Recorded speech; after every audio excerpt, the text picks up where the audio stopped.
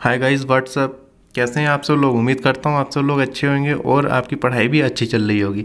तो चलिए आज हम फाइनली अपना पहला वीडियो से हम लोग स्टार्ट करते हैं और जिसमें हम चैप्टर की कवर करेंगे वो रहेगा आपका cell the unit of a life. Cell the unit of a life अपने आप में एक इम्पोर्टेंट चैप्टर माना जाता है अगर आप स्कूल लेवल पर हैं या फिर आप किसी एग्ज़ाम की प्रिपरेशन कर रहे हैं। फॉर एग्जांपल नीट के लिए ये चैप्टर बाकी में एक काफ़ी अच्छा चैप्टर है क्योंकि आप PYQ सोल्व करेंगे। मीन्स PYQ का मतलब होता है प्रीवियस ईयर क्वेश्चन। अगर आप सोल्व करते हैं तो आप देखेंगे कि 4 से 5 क्वेश्चन हर ईयर इस चैप्टर से पूछे जा रहे हैं। उसके पीछे कई रीज़न है। एक तो ये आपका चैप्टर काफ़ी फंडामेंटल चैप्टर है और यहाँ ये चैप्टर में आप जो जो सीखेंगे वो आप पूरे बायोलॉजी में देखेंगे क्योंकि ये बेसिक चैप्टर है तो इसका सही नॉलेज होना बहुत ज़रूरी है और इस सारी नॉलेज को आप धीरे धीरे एक्वायर करेंगे हमारे साथ। तो चलिए इसी के साथ हम स्टार्ट करते हैं आपका chapter cell the unit of a life. तो चलिए चैप्टर को स्टार्ट करने से पहले एक बार इसका ओवरव्यू देख लेते हैं कि हमें इस चैप्टर में क्या क्या पढ़ना है। तो हमें सबसे पहले हम लोग यहाँ देखेंगे इंट्रोडक्शन ऑफ अ सेल, फिर बाद में हम लोग स्टडी करेंगे सेल थ्योरी की, फिर लेटर ऑन हम लोग स्टडी करेंगे an overview of a cell and later prokaryote cell and eukaryotic cells. At last finally हम लोग इसमें PYQ करेंगे, प्रीवियस ईयर क्वेश्चंस करेंगे और जिससे हम लोग आइडिया लगा सकते हैं कि हाँ ये चैप्टर हमने प्रॉपरली कंप्लीट करा है या नहीं। तो चलिए इसी के साथ अब स्टार्ट करते हैं आपका ये चैप्टर। लेकिन एक बात और कहना चाहूँगा, चैप्टर स्टार्ट करने से पहले आप लोग अपने साथ नोटबुक और पेन लेके ज़रूर बैठें क्योंकि यहाँ पर आपको नोट्स बनाने कंपलसरी हैं और आपको किसी तरह का PDF नहीं दिया जाएगा। उसके पीछे कारण है कि अगर आप नोट्स अपने हाथ से बनाएंगे तो वे एक लॉन्ग टाइम तक आपकी मेमोरी में रहेंगे। तो चलिए सबसे पहले बात करते हैं हम आपकी सेल की। Cell it is the structural and functional unit of a living organism. अब बात हो रही है लिविंग ऑर्गेनिज्म, मतलब इसमें एनिमल्स भी हो सकते हैं, प्लांट्स भी हो सकते हैं, सिंगल सेलुलर ऑर्गेनिज्म भी हो सकते हैं। तो ठीक है, देखिए इसे स्ट्रक्चरल और फंक्शनल क्यों कहा जा रहा है। देखिए फंक्शनल कहने के पीछे सबसे बड़ा कारण है कि जो आपका सेल होता है वो कैरी आउट करता है फंक्शंस ऑफ बॉडी। जैसे आपके फिजियोलॉजिकल फंक्शन हो गए, जैसे नर्व इम्पल्स का कंडक्शन करना, हार्मोन्स का सिक्रेशन करना, एंजाइम का फॉर्मेशन करना, जैसे आपका बायोकेमिकल्स फंक्शन करना, जैसे आपके प्लांट्स में जैसे कि फोटोसिंथेसिस, और ह्यूमंस में आप जेनेटिक्स में देख सकते हैं कि सेल मतलब काफ़ी फंक्शनल रोल प्ले करता है और ऐसे कई सारे फंक्शंस हमारा सेल प्ले करता है। और हम काफ़ी सारे सेल्स के फंक्शन देखेंगे जब हम आगे आपके चैप्टर से डील करेंगे। जब हम फिजियोलॉजी में जाएंगे तो हम देखेंगे कितने डिफरेंट टाइप के सेल्स हैं और कैसे कैसे वे अपना रोल प्ले कर रहे हैं। फिर हम बायोमोलिक्यूल्स में देखेंगे सेल कैसे रोल प्ले कर रहे हैं। बायोमोलिक्यूल चैप्टर है पूरा एक। जेनेटिक्स में हम लोग भी इस चीज़ से डील करेंगे कैसे फंक्शन करते हैं। तो मतलब जो कुछ भी हम करेंगे अब हम आगे के आने वाले चैप्टर्स में हम लोग प्रॉपरली इसको समझ जाएंगे और इसे आया करना ज़्यादा सही है क्योंकि हम लोगों को अपना जो है पूरा कोर्स कंप्लीट करना है। तो मैं अभी इसे नहीं समझाऊंगा, जैसे जैसे चैप्टर आते जाएंगे हम लोग पूरा करते जाएंगे, इस बात से आप बेफिक्र रहें।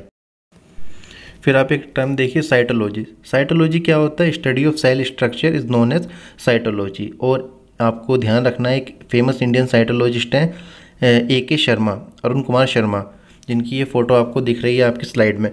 तो इनके बारे में क्वेश्चन अगर पूछा गया तो किसी एंट्रेंस एग्ज़ाम में पूछा जा सकता है। और अगर ये क्वेश्चन आता है तो एक बाउंसर क्वेश्चन होएगा। बाउंसर क्वेश्चन इसलिए होएगा क्योंकि ये बहुत कम बच्चों को आता होगा, लेकिन जिसे आता होगा वो जल्दी से मार्क करेगा और क्वेश्चन को सही करके आगे निकल जाएगा। और फादर ऑफ मॉडर्न साइटोलॉजी स्वानसन को बोला जाता है। और ये क्वेश्चन आपका एम्स में ऑलरेडी आ चुका है तो आपको यह पॉइंट ध्यान रखना पड़ेगा। अगला टर्म देखिए सेल बायोलॉजी। सेल बायोलॉजी क्या होता है? Study of cell structure, function and reproduction. कि जो हम सेल के इन सब की जब हम स्टडी करते हैं उसे कहते हैं सेल बायोलॉजी। वहीं साइटोलॉजी में हम केवल और केवल सेल स्ट्रक्चर की स्टडी करते हैं। तो आपको इस बात को ध्यान रखना है। तो अभी तक हमने सेल के बारे में काफ़ी सारी बात कर ली, लेकिन अब थोड़ा सा हम सेल की अगर हिस्ट्री को देखते हैं तो सवाल आता है भाई सेल कब आया, सेल को किसने देखा। तो चलिए मैं बताता हूँ आपको। सेल की डिस्कवरी हुई थी 1665 में बाय रॉबर्ट हुक। और इन्होंने जो सेल ऑब्जर्वेशन करी थी वो करी थी कॉर्क में। अब कॉर्क क्या होता है? देखिए पहले टाइम में जो कांच की बोतल होती थी उनके ऊपर एक कॉर्क लगाया जाता। कॉर्क क्या का फंक्शन जो था वो एक स्टॉपर की तरह फंक्शन करता था, जिससे कि उसके अंदर का मटेरियल बाहर ना आए। मींस एक तरह का आप उस जमाने का मतलब पुराने टाइम का बोतल कैप कह सकते हैं। तो उन्होंने इसे अंडर माइक्रोस्कोप देखा और उन्हें एक स्ट्रक्चर देखने मिला और वह स्ट्रक्चर अभी आप अपनी स्क्रीन पर देख रहे हैं, और आप इसे ध्यान से देखेंगे तो आपको ये देखने में मीन्स आपको यहाँ पर खाली स्पेस दिखाई दे रहा है, तो यह स्पेस को ही उन्होंने कहा सेल। यहाँ पे सेल की डिस्कवरी हो चुकी थी, लेकिन जो इन्होंने सेल डिस्कवर करा था आपके रॉबर्ट हुक ने, लेकिन ये डेड सेल था। रीज़न क्या था? क्योंकि कोर के एक सेकेंडरी टिश्यू है, और सेकेंडरी टिश्यू का मतलब है डेड टिश्यू। फिर इसके बाद लेटर ऑन डिस्कवरी हुई आपकी लिविंग सेल की, जो करी थी आपकी एवेल्यूमिन हुक ने इन 1673। और यहाँ पे जब इन्होंने पहली बार लिविंग सेल को डिस्कवर करा तो उसे टर्म दिया था एनिमलक्यूल्स। तो उसके पीछे एक कहानी है, मैं आपको जल्दी से बता देता हूँ। एवेल्यूमिन हुक एक केमिस्ट थे, और इनके पास उस ज़माने का सबसे बेस्ट कहा जाए कि इन्होंने बेस्ट माइक्रोस्कोप बना रखा था। एक बार जब बारिश हो रही थी तो इन्होंने क्या करा कि बारिश का पानी को पहले अंडर माइक्रोस्कोप ऑब्जर्व करा, जो कि फ्लोर पे गिर चुका था। फ्लोर पे गिर चुका था तो उसमें कुछ बैक्टीरियाज वगैरह आ चुके थे। तो जब इन्होंने पहली बार जब उसे अंडर माइक्रोस्कोप देखा तो इन्होंने पहली बार लिविंग सेल को देखा था, और इस तरीके से आपका लिविंग सेल की डिस्कवरी हो गई थी। और आप देखेंगे ना, एवी ल्यूवेनहुक का नाम आपको कई जगह देखने मिलेगा। ज़्यादातर आपके मीन्स लिविंग सेल्स में आपको ये देखने मिलेगा। जैसे आप स्पर्म का, जैसे फॉर एग्जांपल स्पर्म की बात करें तो उसकी डिस्कवरी आपकी एवी ल्यूवेनहुक जी ने ही की थी। ये स्क्रीन पर जो आपको पिक्चर दिखाई दे रही है ये आपकी रॉबर्ट हुक की पिक्चर है, ना कि एवी ल्यूवेनहुक की। कभी आप इसे एवी ल्यूवेनहुक समझ लें, मैं बतली आपको कि ये आपके रॉबर्ट हुक की ये पिक है। तो इसी के साथ हमने अपना पहला topic introduction of the cell complete करा, और अब हम बढ़ते हैं आई की तरफ, और अब हम सीखते हैं थोड़ा सेल थ्योरी के बारे में। दो साइंटिस्ट थे, एक थे शेल्डिन और एक थे स्वान। शेल्डिन जर्मनी बॉटनिस्ट थे, और 1838 में इन्होंने काफ़ी सारे प्लांट को ऑब्जर्वेशन ली और कहा कि सारे के सारे प्लांट सेल के बने हैं या फिर सेल के प्रोडक्ट्स के बने हैं। वैसे कोई ऐसी बड़ी बात नहीं थी, लेकिन उस ज़माने के हिसाब से बड़ी बात थी ये। और ऐसे श्वान ने करा, इन्होंने काफ़ी सारे एनिमल सेल्स को अंडर माइक्रोस्कोप देखा, और इन्होंने भी यही बताया कि all animals are made up of cell and their product. और लेकिन आपको यहाँ पे बातें जो ध्यान रखनी है कि खाली श्वान ने सिर्फ ये डिस्कवर नहीं करा था मीन्स, और ये भी डिस्कवर करा था प्लाज्मा मेम्ब्रेन। श्वान ने देखा कि हर सेल के बाहर एक थिन लेयर है, जिसे कि उन्होंने कहा था प्लाज्मा मेम्ब्रेन। साथ में स्वान ने थोड़ा बहुत प्लांट को भी ऑब्जर्वेशन में लिया, और उन्होंने एक बात नोटिस करी कि प्लांट सेल में उन्हें एक वॉल लाइक स्ट्रक्चर देखने मिली, जिसे उन्होंने कहा था सेल वॉल, जो कि एक यूनिक कैरेक्टर था आपके प्लांट सेल के लिए। और वैसे भी आप लोग जानते हो सेल वॉल केवल और केवल आपके प्लांट सेल्स में देखने मिलती है, एनिमल सेल में किसी तरह की कोई सेल वॉल नहीं देखी जाती। तो आप लोग इस बात को ध्यान रख के जाएंगे कि आपकी सेल वॉल की डिस्कवरी भी स्वान ने करी है, क्योंकि यह अपने आप में एक अच्छा क्वेश्चन है, और ये एनसीईआरटी में भी दे रखा है, और यह एग्जामिनर आपको देने के चांसेस ज़्यादा हो जाते हैं। क्योंकि जिस समय आप एग्ज़ाम देते हो तो फिर आप लोग पढ़ोगे कि भाई दैट क्वेश्चन में दिया होगा कि सेल वॉल की डिस्कवरी किसने करी। ऑप्शन दे रखा हो आपको, एक पहला शेल्डिन, दूसरा स्वान, तीसरा कोई और, या फिर डी ननिया हॉल। जो कुछ भी दे रखा हो वो मैटर नहीं करता। लेकिन उस समय एग्ज़ाम प्रेशर में हम लोग ज़्यादातर गलती ये करते हैं, हमने देखा भाई प्लांट है, हमारा सीधा दिमाग में क्या आएगा, शेल्डिन है, और हम लगा के आ जाएंगे, और वही हमारा आंसर गलत हो जाएगा, और एग्जामिनर यही चाहता है। तो इस बात को आप स्टार मार्क कर लीजिए कि प्लांट सेल की डिस्कवरी आपके श्वान ने करी थी, ना कि शेल्डिन ने। फिर इन दोनों साइंटिस्टों ने मिलकर सेल थ्योरी दी थी 1839 में। और इस सेल थ्योरी का सबसे बड़ा ड्रॉबैक जो रहा था, इन्होंने बता तो दिया था भाई कि हर चीज़ सेल की बनी है और सेल प्रोडक्ट्स की बनी है, लेकिन अभी एक सवाल था कि अगर सेल की बनी है तो सेल कहाँ से आया। फिर 1855 में एक साइंटिस्ट आए आपके रुडोल्फ विर्चो, और उन्होंने एक स्टेटमेंट दी थी ओमनिस सेलुला ई सेलुला। इसका मतलब था कि जो आपका न्यू सेल आया है वो आपका प्री एग्जिस्ट सेल से आया है, ठीक है। और इसे ही कहा गया था the law of cell lineage. लेकिन उस समय इन्होंने ये बात कह दी थी, पर उस पर किसी ने बिलीव नहीं करा था। फिर 7 साल बाद साइंटिस्ट थे हमारे लुईस पास्चर, उन्होंने इस बात को प्रूव करा था बाय स्वान नेक फ्लास्क एक्सपेरिमेंट के थ्रू। और आप जैसे जानते हैं कि लुईस पास्चर का बाकी में बायोलॉजी में बहुत बड़ा कंट्रीब्यूशन है। He was the one of the greatest scientist. उन्होंने एक्सपेरिमेंटली ये बात प्रूव कर दी कि जो रुडोल्फ विर्चो कह रहे हैं वो बिल्कुल सही है। तो चलिए मैं फटाफट आपको इसकी कहानी बता देता हूँ, जिससे आपको यह कंसेप्ट पूरा क्लियर हो जाएगा। देखिए पहले टाइम में ऐसा था, ये बात रुडोल्फ विर्चो ने कह तो दी थी कि भाई प्री एग्जिस्ट सेल से ही नया सेल आया, लेकिन इस बात को मानने के लिए कोई तैयार नहीं था। जो प्रीस्ट वगैरह थे उस समय उनका कहना था कि नहीं, हर एक चीज़ जो है ऐसा नहीं है, ये हर एक चीज़ ऑटोमेटिकली जनरेट हुई है। तो इनके सपोर्ट में आए लुईस पास्चर। लुईस पास्चर बोले नहीं, ये आप जो कह रहे हो वो गलत है। तो फिर बे बोले प्रूफ करके दिखाओ। तो फिर लुईस पास्चर बोले आप प्रूफ करके दिखाओ। तो फिर उन्होंने एक फ्लूइड लेके ईस्ट वगैरह डाल के एक कंटेनर में प्रीस्ट ने रख दिया, और जब एक हफ्ते बाद वहाँ जाके देखा तो देखा कि हाँ भाई वहाँ पे तो फ्लाइज वगैरह उड़ रही हैं। इसका मतलब है कुछ अंडर माइक्रोस्कोप भी देखा तो उसमें कुछ बैक्टीरियाज वगैरह दिख गए।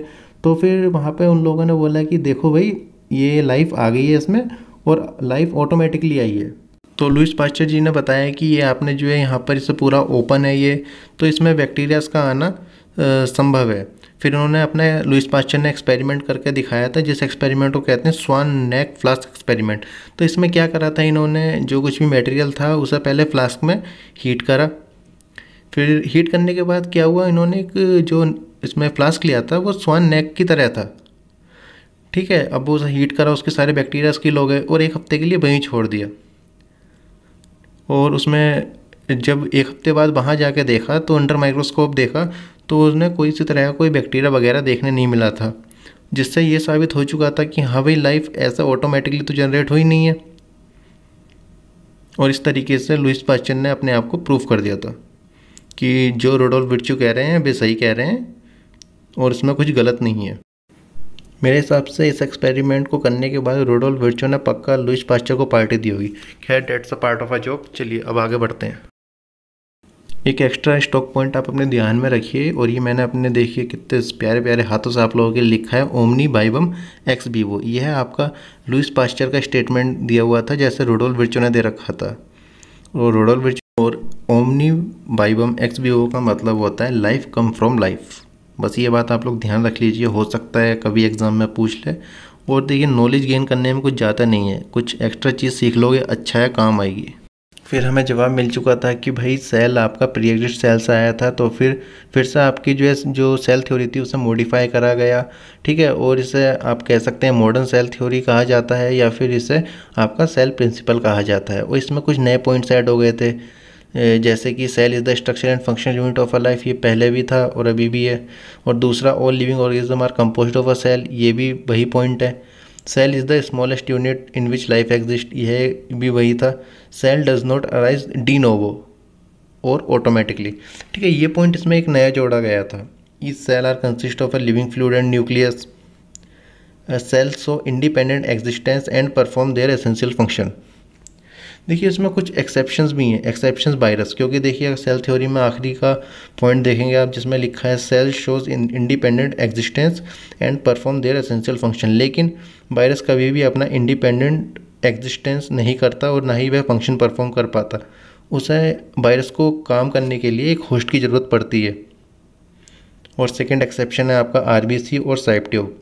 जैसे कि आप यहाँ पर पॉइंट नंबर 4 में देख रहे हैं कि each cell consist of living fluid and nucleus, but RBC में न्यूक्लियस नहीं होता और शाइप ट्यूब में भी न्यूक्लियस एब्सेंट होता है। तो यह आपके सेल थ्योरी को फुलफिल नहीं कर पा रहे, इसलिए यह अपने आप में एक्सेप्शंस हैं।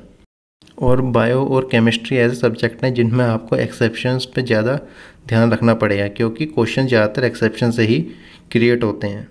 तो यहाँ पर हमने आपकी सेल थ्योरी कंप्लीट कर दी, और आप बिल्कुल भी टेंशन मत लीजिए, आपका एनसीईआरटी इसमें कवर हो चुका है और साथ साथ आपने एक्स्ट्रा नॉलेज एनसीईआरटी से ज़्यादा गेन कर चुके हैं। मींस हम थोड़ा सा आउट ऑफ एनसीईआरटी भी गए, क्योंकि हमें सब कुछ प्रॉपरली कवर करना है।